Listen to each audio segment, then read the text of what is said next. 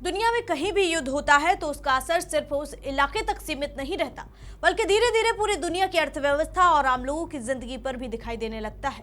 इन दिनों middle east में बढ़ता तनाव भी कुछ ऐसा ही असर दिखा रहा है, क्योंकि ये क्षेत्र दुनिया के तेल और गैस सप्लाई का सबसे बड़ा केंद्र माना जाता है। और अगर यहाँ हालात बिगड़ते हैं तो उसका सीधा असर ऊर्जा की कीमतों और सप्लाई पर पड़ता है। हमारे देश के लिए ये मुद्दा और भी ज्यादा महत्वपूर्ण हो जाता है, क्योंकि हमारे करोड़ों घरों की रसोई एलपीजी गैस पर चलती है और अगर इसकी सप्लाई प्रभावित होती है तो इसका असर सीधे आम लोगों की जिंदगी पर पड़ सकता है। और इसी वजह से आज हम समझने की कोशिश करेंगे कि मिडिल ईस्ट में चल रहे तनाव का भारत की रसोई गैस पर क्या असर पड़ सकता है और सरकार इस स्थिति से निपटने के लिए क्या कदम उठा रही है। देखिए रिपोर्ट। नमस्कार, मैं हूं आराधना नामदेव, आप देख रहे हैं वीके न्यूज। पिछले 11 दिनों से ईरान और इजराइल के बीच तनाव और संघर्ष की स्थिति बनी हुई है, जिसमें कूटनीतिक स्तर पर संयुक्त राज्य अमेरिका की भूमिका की भी चर्चा हो रही है। और इस पूरे तनाव का असर एक बेहद महत्वपूर्ण समुद्री रास्ते पर पड़ा है, जिसे स्ट्रेट ऑफ हॉर्मज कहा जाता है। और ये दुनिया के सबसे महत्वपूर्ण ऊर्जा मार्गों में से एक है, जहां से दुनिया के बड़े हिस्से का तेल और गैस समुद्री जहाजों के जरिए अलग अलग देशों तक पहुंचता है। अगर इस रास्ते में रुकावट आती है तो पूरी दुनिया की ऊर्जा सप्लाई प्रभावित हो सकती है। भारत के लिए ये स्थिति और भी ज्यादा संवेदनशील है, क्योंकि भारत अपनी एलपीजी जरूरतों का बड़ा हिस्सा विदेशों से आयात करता है और भारत अपनी जरूरत का लगभग 85 से 90% एलपीजी मिडिल ईस्ट से आयात करता है और उसका बड़ा हिस्सा इसी स्ट्रेट ऑफ हॉर्मज से होकर भारत तक पहुंचता है। अगर इस समुद्री रास्ते में जहाजों की आवाजाही कम हो जाती है या रुक जाती है तो भारत तक गैस की सप्लाई प्रभावित हो सकती है। अगर भारत की कुल खपत की बात करें तो भारत दुनिया का दूसरा सबसे बड़ा एलपीजी आयातक माना जाता है। भारत में हर साल लगभग 3 करोड़ टन से ज्यादा एलपीजी का इस्तेमाल होता है और 2024-25 के आंकड़ों के अनुसार भारत की कुल एलपीजी खपत करीब 3.13 करोड़ टन रही, लेकिन इसमें से घरेलू उत्पादन केवल लगभग 1.28 करोड़ टन ही था। इसका मतलब साफ है कि भारत अपनी जरूरत का बड़ा हिस्सा आयात के जरिए पूरा करता है और इसी वजह से अंतरराष्ट्रीय स्थिति का असर भारत पर जल्दी पड़ता है।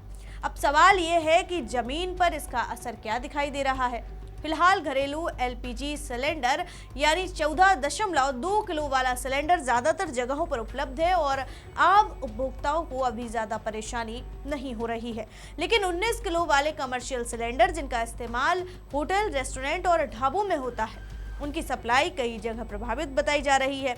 महाराष्ट्र के रत्नागिरी और कोल्हापुर जैसे शहरों में लोगों की लंबी कतारों में खड़े होने की खबरें सामने आई हैं और वहीं दिल्ली, एनसीआर, मुंबई और बेंगलुरु जैसे बड़े शहरों में होटल और रेस्टोरेंट मालिक भी सप्लाई में देरी की शिकायत कर रहे हैं। इसके अलावा एक और समस्या सामने आ रही है, जिसे पैनिक बुकिंग कहा जाता है, यानी लोग डर के कारण जरूरत से पहले ही गैस सिलेंडर बुक करने लगे हैं और कुछ जगहों पर 10 से 15 दिन तक डिलीवरी में देरी की खबरें भी सामने आई हैं, जिससे अफवाहें फैलने लगी है कि गैस की सप्लाई बंद हो सकती है। हालांकि सरकार का कहना है कि अभी घरेलू स्टॉक पर्याप्त है और घबराने की जरूरत नहीं है। स्थिति को देखते हुए केंद्र सरकार ने भी तुरंत कई कदम उठाए हैं। सरकार ने आवश्यक वस्तु अधिनियम 1955 के तहत आपातकालीन शक्तियों का इस्तेमाल किया है, जिसके तहत पेट्रोलियम मंत्रालय ने तेल रिफाइनरी को निर्देश दिया है कि एलपीजी का उत्पादन अधिकतम स्तर तक बढ़ाया जाए। सरकारी कंपनियों जैसे Indian oil corporation, Bharat petroleum और हिंदुस्तान पेट्रोलियम को भी उत्पादन बढ़ाने के निर्देश दिए गए हैं, ताकि घरेलू बाजार में सप्लाई बनाए रखी जा सके।